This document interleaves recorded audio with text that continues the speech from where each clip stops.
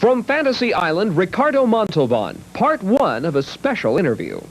Some actors have all the luck. After co-starring with Angie Dickinson on Policewoman, Earl Holliman will soon appear in a TV movie, Country Gold, opposite Lonnie Anderson. Eddie Munster's grown up, and he's got a rock and roll band. We'll reintroduce you to Butch Patrick. And cover girl Catherine Sheriff joins TV's Ripley's Believe It or Not. The amazing Queskin. These are Mike's guests, along with the entertainment news from Sandy Canyon, and it's all coming up.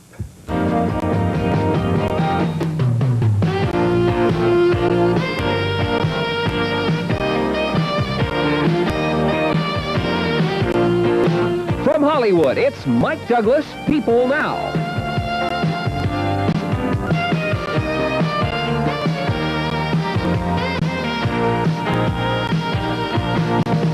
Now, here's Mike. Sixth season, it's hard to believe. On Fantasy Island. On our sixth season, you know, when you realize the amount of ideas that are submitted every year for television shows, the amount of pilots that are shot, which is less. Yeah, which are, which are, I want to explain to them, a pilot, I think they all know, is when they get together and make a show, and then they call that a pilot, and they present it it's to like a sample, sponsors. Yeah. Like a sample to see if it would be acceptable as a series to the public. Well, of course, let's say you get, I don't know, 3,000 ideas. Of those 3,000, maybe 100 get to be pilots.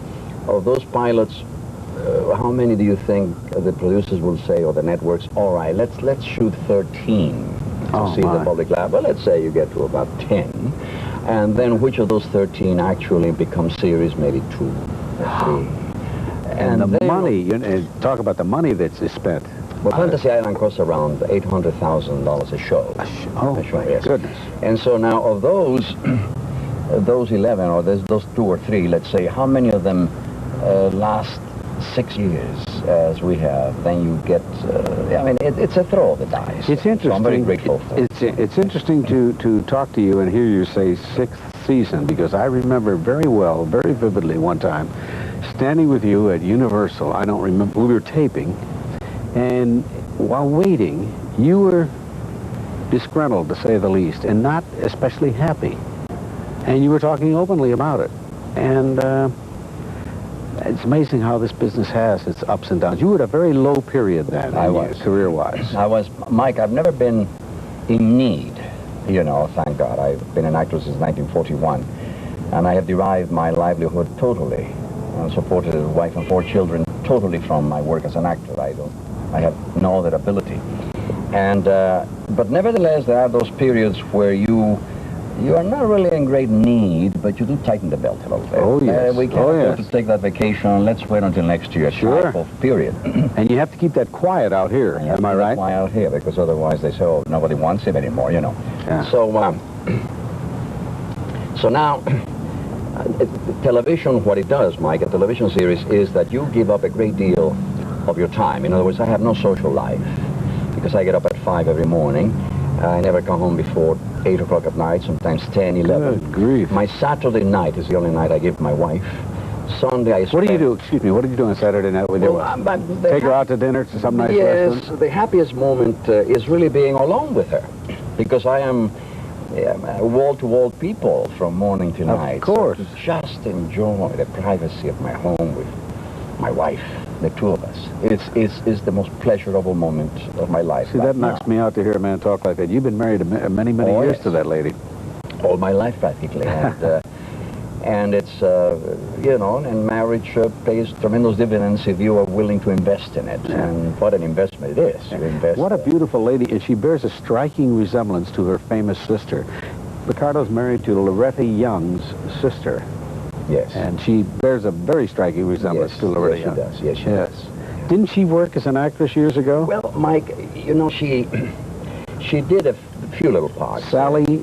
No, Georgiana. The 4 sisters are, the oldest is Polly Ann Young, then Sally Blane. Sally Blane, that's the name that was ringing in my head. Loretta, then they have a brother, Jack, and then Georgiana. My wife is the youngest. And in Alexander Graham Bell, she played one of these, because Mrs. Bell evidently had 3 sisters, and Loretta had 3 sisters. 2 of them were actresses, Pollyanna and Sally.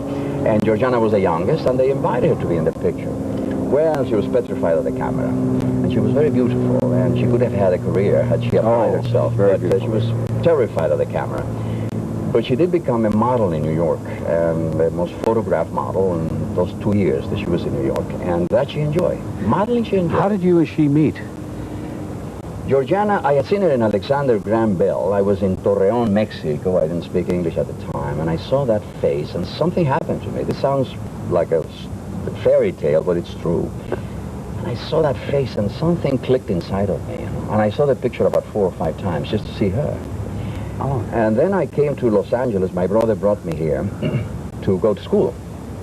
And at Good Shepherd Church in Beverly Hills, after Mass, I was parked in my car waiting for all the other cars to move in this alley where we parked. And parked opposite me was this face again, waiting to go out. And I kept looking at this face, and she kind of, very insistently, and I was very shy at the time, and she looked at me like so annoyed.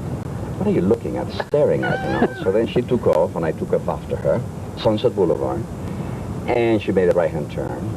And I couldn't, and I went around and followed her, and I lost her. Oh.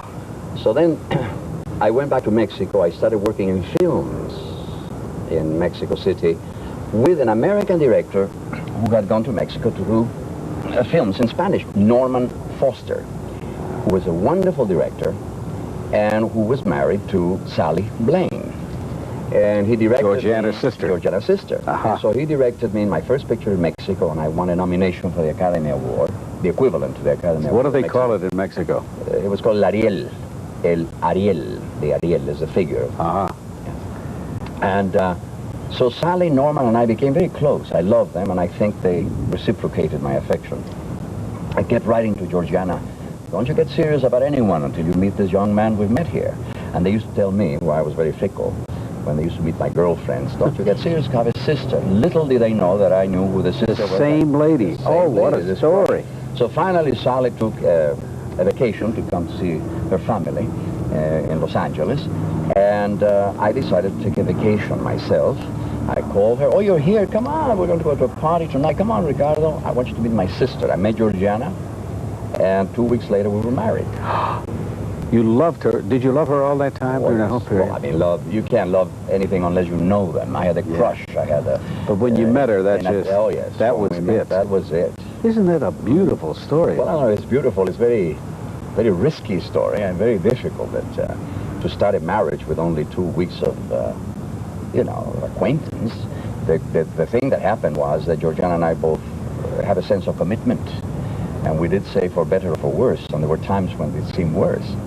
But you made that commitment until death do you part. Have there been rocky moments in your marriage like there are in all marriages? Of course, Mike. I mean, anyone who says they marry and they live happily ever after. And they never argue. That's I mean, marriage is, I think, is the most difficult vocation that exists, but it's the most rewarding, the most intimate relationship, and therefore you have to work at it if you are going to make it succeed. The two people become really one if it's right. They do.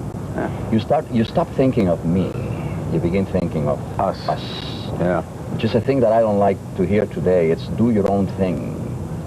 If do your own thing meant to thine own self be true, then it would be a beautiful expression, but I don't think it means that today. Do your own thing, it means do what you please, and I don't give a darn about the other person. And that's really selfish. That's not what it's all about. You know? And we all have to face that mirror in the morning. Yes. And I've never had any reservations about doing that. I know you haven't either. Well, I deep inside me I have some very ugly traits, but as long as you try to cure them and go forward and realize that Ricardo Mantallban has ugly traits? Very ugly traits. Good night. Oh, yes. Want to talk about that?